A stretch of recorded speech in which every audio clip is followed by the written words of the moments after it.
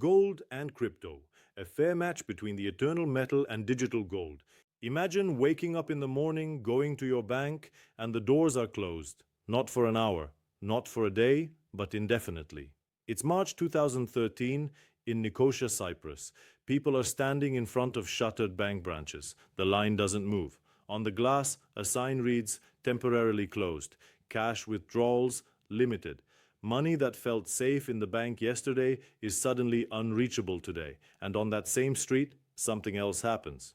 Informal exchange points appear almost overnight. Under the table, gold coins are being traded, and for many people, Bitcoin for the very first time. Two completely different systems, one old, one new. One goal, survive a financial lockdown when the system stops working. Then and now, gold and Bitcoin today. Fast forward 20 years, and the story didn't end. It evolved. Today, central banks around the world are quietly accumulating physical gold, not because they are nostalgic, but because they understand systemic risk. At the same time, something historic happens on the other side of finance. Wall Street opens the door to spot Bitcoin ETFs. Bitcoin enters pension funds, institutional portfolios, and the traditional financial system. This isn't about choosing a winner, it's about two answers to the same question. Metal with no counterparty or code with no bank. Size and liquidity, gold versus Bitcoin. If I had to use a metaphor, gold is an ocean. Bitcoin is a fast-growing river. Gold has been here for thousands of years. You find it in Indian wedding jewelry, in central bank vaults, in private safes, and in physically backed ETFs. Its liquidity is deep, global, and tested across centuries. Bitcoin tells a different story. It started in 2009 as a small experiment and grew into a global network with a fixed supply of 21 million units reinforced by periodic halvings. Gold is deep, broad, and stable. Bitcoin is fast, continuous, and still being domesticated. Both are powerful, in very different ways. How trading works. This is where the differences become very practical. Gold trades almost around the clock. London, Zurich, New York, Shanghai, 24 hours a day, 5 days a week. In calm times and in crises, there is almost always a buyer, a seller, or a lender.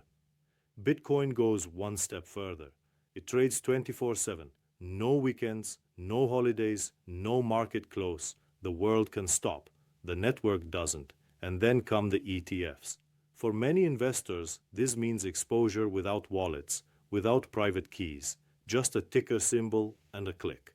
A bridge between the old system and the new one. Who trusts gold? When things really go wrong, the biggest players in the world all turn to the same asset. States and central banks trust gold, not because it's fashionable, but because it works when systems are under stress.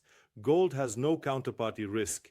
It doesn't depend on a bank, a government promise, or a payment network. It is politically neutral and globally accepted, regardless of who is in power. In a crisis, gold can be pledged for liquidity, physically repatriated, or used as collateral when other assets fail. That's why central banks hold gold even when markets are calm and bonds still pay interest. Gold isn't about returns, it's about sovereignty and survival. Who trusts Bitcoin? Bitcoin attracts a very different kind of trust from a very different group of people.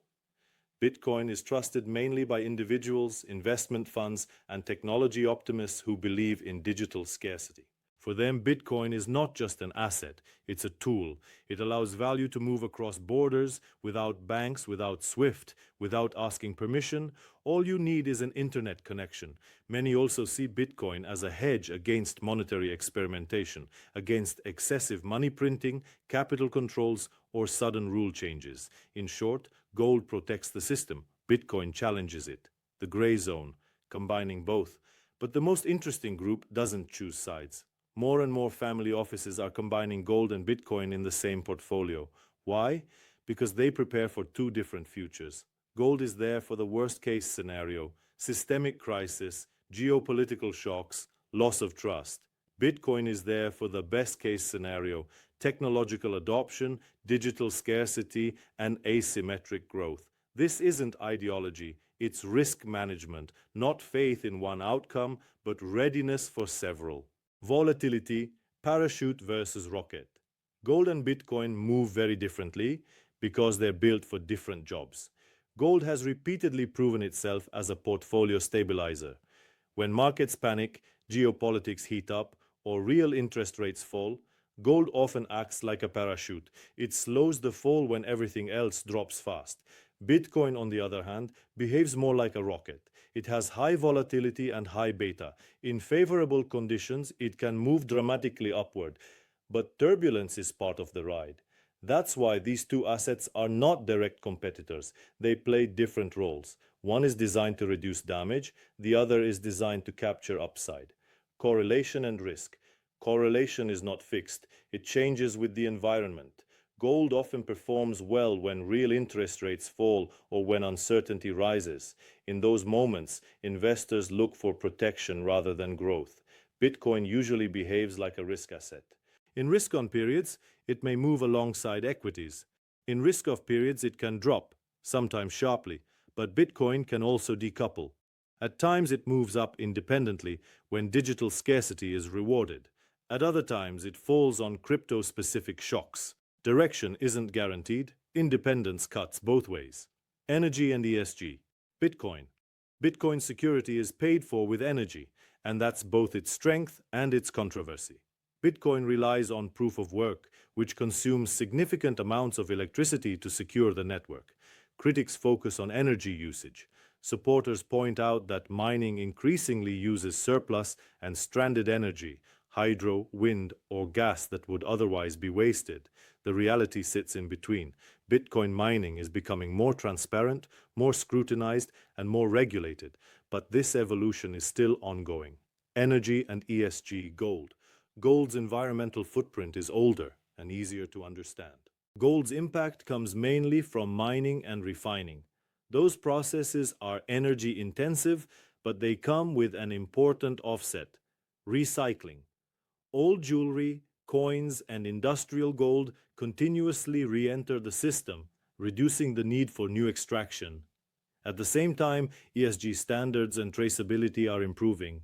From conflict-free sourcing to certified refineries, the gold industry is adapting to modern environmental and ethical expectations. Custody. Bitcoin. With Bitcoin, ownership is freedom. But freedom comes with responsibility. Self-custody gives you full control. No bank, no intermediary, no permission needed. But it also means full responsibility. Lose the private keys and the funds are gone forever. To reduce that risk, many use multi-signature setups. Instead of one key, you might need 2 out of 3, which protects against theft, loss, or human error. Others choose Bitcoin ETFs. They offer price exposure without managing keys or wallets. You trade convenience for sovereignty, and for some investors, that trade-off makes sense. Custody. Gold. Gold ownership is physical, and that changes everything. Physical gold needs secure storage. That can mean a home safe, a bank box, or a professional vault, plus insurance, documentation, and authenticity checks. A critical distinction is allocated versus unallocated gold. Allocated means a specific bar or coin is legally yours. Unallocated means you own a claim, not the metal itself. Gold ETFs are highly liquid and efficient, but in a crisis, they remain paper gold, not something you can physically hold. Best practices. Most investment failures don't come from bad ideas. They come from bad custody. For Bitcoin, best practice means cold storage, multi-sig where appropriate, and secure tested backups stored separately. For gold, it means buying standard, widely recognized coins, keeping invoices, and using reputable custodians or vaults. Because one mistake, a lost key, a fake coin, an unreliable custodian can destroy an otherwise sound strategy. Custody isn't a detail, it's half of the investment outcome.